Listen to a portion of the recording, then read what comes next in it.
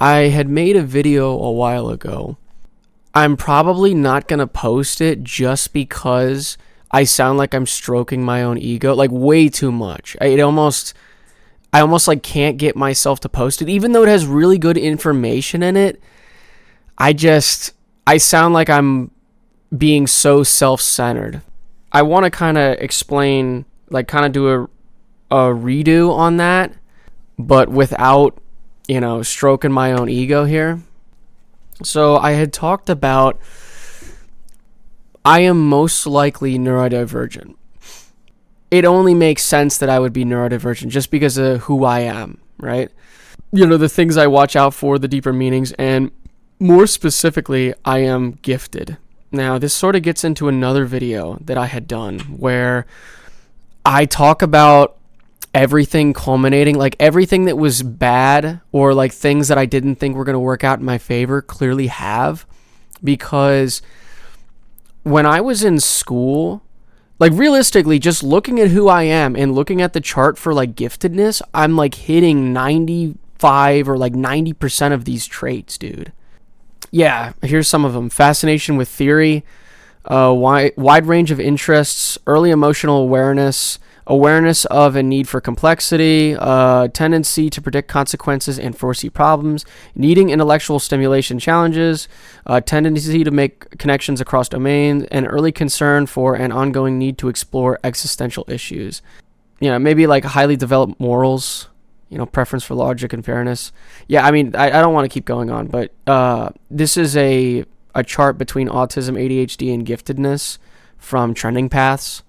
So just look that up and you'll be able to find this. But yeah, the reason why I even bring this up is because if I had went into the gifted program when I was younger, I might not be who I am today. Like I probably would have been a burnout. And not that I don't already feel burned out in life, but like I would have been like, I need to hold myself to a rigid standard and all this other shit. And then I would have flunked just so hard. I would have been like, why am I even alive? So it's funny that I slipped through the cracks, and I don't think that's by accident. Now, a part of like God's grand plan for sure, but obviously the school system didn't understand that, they're looking for people who, I think I said this in another video, they're looking for people who are extraordinary in things that can be measurable, right? Such as like mathematics, science, music ability, things like that. Whereas emotional awareness, I had said this, early emotional awareness, that is immeasurable by the school system. They have no measurement for that. And that's a lot of me. That is very much me. And of course, when I was a kid, or even when I was in high school or middle school, I was masking who I really wanted to be and who I really am. So why would they see that, right? I was like, okay, if I blend in with the crowd, nobody's going to spot me. And I had to do that because of my dad, which I had talked about before many times. Yeah, I really am so lucky that I slipped through the cracks. As crazy as that sounds, because at first glance you'd be like, yeah, why wouldn't you want to be gifted? But now that I can see that I am lucky that I didn't get found out, right? Because it all worked in my favor. Now that I'm old enough to be like, oh, this is me, now I can discern between, what is good and what is bad. You know what I'm saying? I know that's sort of a tangent. It's just interesting. It's just interesting how everything works out. I will say though, being gifted and growing up in a household where I was perfect, like obviously I'm just assuming that I'm gifted just because I'm hitting so many of these markers, man, like so many of them. And I know myself. Right? That's a lot of it. I'm not just like looking to be like, oh yeah, I'm gifted. You know what I'm saying? Like I'm really trying to have a deeper understanding about myself. And I just noticed that I hit all these markers. I just do. So my point is basically being gifted, not knowing it, and then being persecuted just in my house or like at school. I was bullied pretty hard in school. And yeah, sure, I had friends, but like, just generally speaking, there were kids that were, bullies to me, either because I was kind or because like they saw my kindness as weakness, which is so stupid of them. Certain things like that. Like I was I know in ninth grade, dude, I was getting like basically my ass handed to me, right? And I wasn't getting like physically beaten up, but that was part of the reason why I switched from soccer, is because like the kids that were part of the team were just not even like teammates, man. They were like basically arch enemies. It was insane. It was so insane. And it's not even like I was a bad soccer player. It's just that these kids were so high and mighty and so egotistical that they couldn't like, because I would always pass the ball, or like, I would dribble for like maybe at a max 5 seconds, because I understand that passing the ball will be faster than dribbling the whole fucking field. And these kids couldn't do it. They couldn't rationalize why those things would make sense. And here's my whole point here, is that growing up as a gifted person, or somebody who is neurodivergent in general, man, you just are not understood by the world. You're just not. The average normie just they don't understand you. You're an enigma to them. And that's sort of what I'm going with this whole video here, is that, you're kind of an outcast. So what do? Right? I mean, even, in my final years of high school, because like I had said, I did engineering shit. But as a side thing, I was doing like blue collar work right at the old place I used to work. A lot of it's blue collar. It's just, you go in and, one day you're putting a septic in, and then the next day you're building whatever. Like, dude, we put up a whole interior wall inside of an existing building. I mean, it's like it's a 200-foot building, or like, I don't even know, maybe like 250, and then the sides of it are like 80 to 100. It's a big fucking building, and we did like a whole fourth of it. We just made our own wall and put it in there. And that shit was fun, just mostly because I had such a good mentor. I talked about him in another video, Don. Man, dude, Don is so fucking awesome. Vietnam vet. His stories are great. But he he helped me in a lot of that stuff. But see, the thing is that my internal world blocks a lot of my external world. I had said this in another video, where I am just in my own head. And if you're doing like anything blue collar or, teamwork oriented, sometimes it fucks you over, right? Or like you don't understand certain things because certain things aren't explained to you, right? You're not like, sure, I can pick up on things quick, but other things I just completely misunderstand the point of. And when you're working with other people who, like I said, I'm in a blue collar thing where other blue collar workers are coming over, and, they're like, oh, do the ratchet strap. And dude, I never fucking worked with a ratchet strap before. So like the whole thing is not making any sense to me. And then I'm trying to figure it out on the fly. And because I'm trying to figure it out on the fly, they're getting mad at me. Like the people who show up, who aren't even part of they're not even the employees. They're like other people from other places. We get like trailers sent in or whatever. And, I'm trying to figure everything out, man. And I'm just getting, I don't want to say berated, but, these people are like, what is wrong with this kid?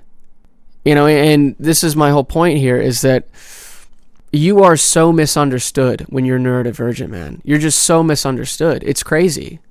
It's crazy because obviously I'm not like if you're showing me something, because I tell you things not to get an edge over you, right? I'm not trying to like flex my wealth of knowledge here. I'm trying to share things, right? Because that's what neurodivergents do. We share things. We rarely ever will try to flex things over other people or be like superior. Like that's something that neurotypicals do. Neurodivergents don't do that. We see the teamwork. We see how the machine has to operate in order for things to get done, right? And if that means that everybody has to get lifted up to your level, then that's how it's going to work. And that's maybe a lot of the reason why I like Thursday night Bible study so much, is because when I walk in, dude, it's just a room full of neurodivergent people. And they're all helping me. I mean, they've helped me so much, dude. They've helped me so much in everything. And they're not even doing it of their own, they're not looking to themselves to do it. They're like, okay, we as a collective need to know these things. So it's great, man. It's great. But yeah, I mean, like I said before about pebbling, like trying to share things from the experiences, not necessarily for what the thing is. Or, there's a lot of things that neurotypicals do, but especially guys, because, man, I really don't want to speak for the women just because I don't know neurodivergent women, or like I haven't looked at enough of the information to kind of make an assumption there. So if you're a neurodivergent woman, say something. And I want to sort of know like how that upbringing has been for you, right? Like what has your life experience been like? Because I know as a guy growing up, you just get kicked to the fucking curb because nobody understands you, or like, the things that guys joke about, right? Like I'm in a group chat with some neurotypical guys, and like the shit that like they think's funny, I'm just like, it's not, I don't know, it's just not funny to me. It's like kind of cringe. It's like locker room talk. I'm like, I could take it or leave it. I don't really care. That's not really what is funny to me. Or just shit in general. Like, I know when I go out places, I'm usually the quiet one, especially if I'm in a group setting. I'm usually the one that's just kind of by myself. Now, not with my friends. Like, with my close friends, I'm like, yeah, like, this is pretty lit, because like we all get each other. But like if I'm just like in a group setting somewhere with people that I'm like not really like fucking with, I'm not really going to say much. I'm going to be like kind of quiet to myself. I'd rather let them speak first and then maybe I can say something. But realistically, I'm not trying to kind of get in the middle of that. It's just not it for me. Or I can be extroverted sometimes, but most of the time, these things just don't interest me. Like parties. Like I remember even in high school, people were like, oh, we're going to have a party here. You want to come? And I'm just like, not really. I'm not really one to be like enjoying a drunk fest. I like the quietness of my own home. And I think a lot of that has to do, like I said, with my upbringing, not necessarily just being neurodivergent, but, growing up in a chaotic household. I'm not looking for chaotic things. Now, granted, that actually should be another video. I want to talk about, dude, I like low key, I love chaos just for the comedy aspect of it. I think that shit just makes me laugh so hard. But other than it being like funny, chaos is really not my thing. I don't like it.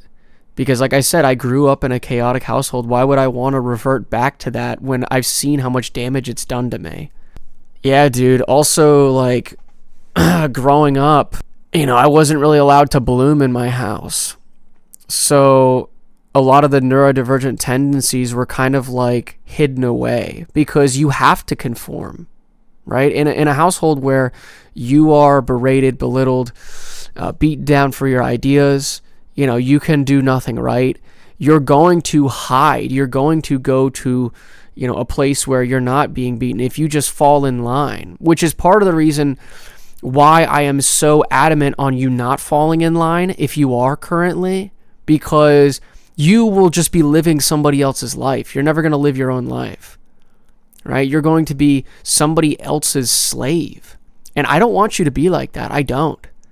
I really don't. This is what I was saying in another video where I was like, I wish I could be your guard, because I'd love to just fucking shoulder check these people and be like, shut the fuck up and sit down. Because these people are just so terrible to your psyche and your spirit. They'll just tear you down. And then you never get to be yourself. It's so crazy. It's so crazy. But yeah, I think I've talked long enough. I'll see you.